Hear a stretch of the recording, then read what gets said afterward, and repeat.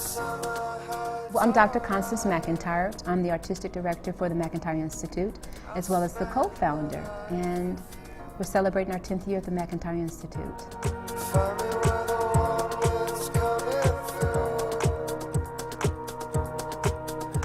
It is our 10th year anniversary. It makes it absolutely special. This particular production is called Epilogue, which means the conclusion of a summary of a writing or a thought or an artistic expression. We've done chapter 1, 2, 3, 4, 5, and 6 of Call to Dance. And I believe that it's time for transitioning, a new thought. Not to say the Call to Dance is necessarily finished, but to move on to something else.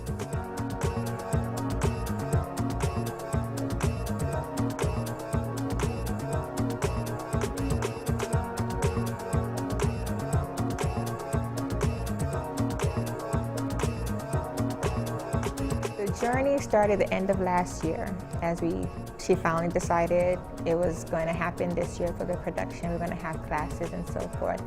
And it went into high gear from day one pretty much as far as the behind the scenes type of things that have to get done.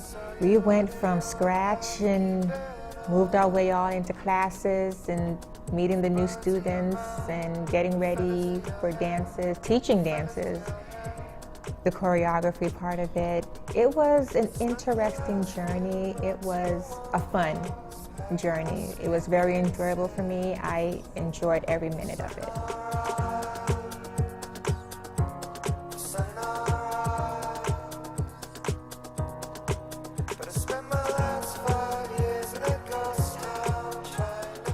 All of the dances each have their own individual message. I can't say I have one particular thing I'm looking for because I don't know when that's going to be.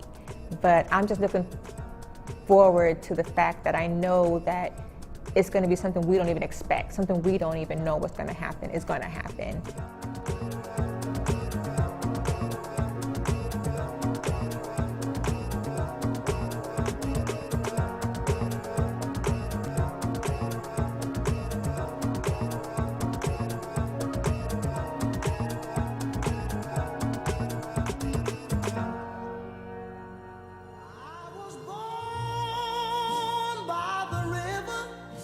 There is a piece that we're doing tonight. It's called Change is Gonna Come, and it's by Sam Cooke, done in the 1960s. We did this piece in Chicago, really Naperville, Illinois, early last year with our new dance company, the McIntyre Institute Dance Theater. Now this particular piece tonight is not the whole company, it's just 4. It's not our traditional type of presentation. It's Sam Cooke, but its message is universal. That's different for us tonight. And I'm kind of interested to see how the people are going to react.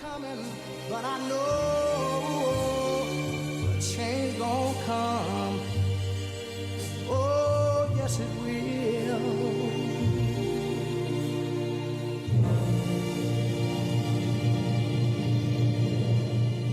For this evening to be a blessing to the people. It's about humanity at this point with me in my life. Healing and people that are hurting. That through the vehicle of movement, that they will be able to be transformed and have a change in their heart.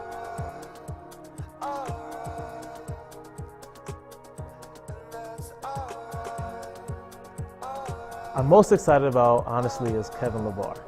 I love his music. We mime to one of his songs. And it was awesome when we mimed the song at my personal church.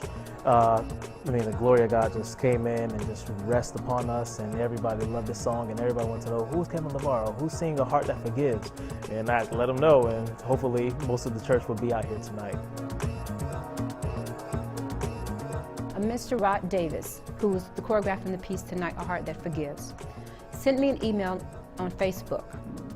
I want you to listen to this song. And when he sent the song to me, it only had the words. So I heard the words that were written out and Kevin singing the song. I broke down and began to cry because it is a transformation for anyone's life. It brings healing. And I know Mr. McIntyre will probably get me for sharing this because we were in the car going to church.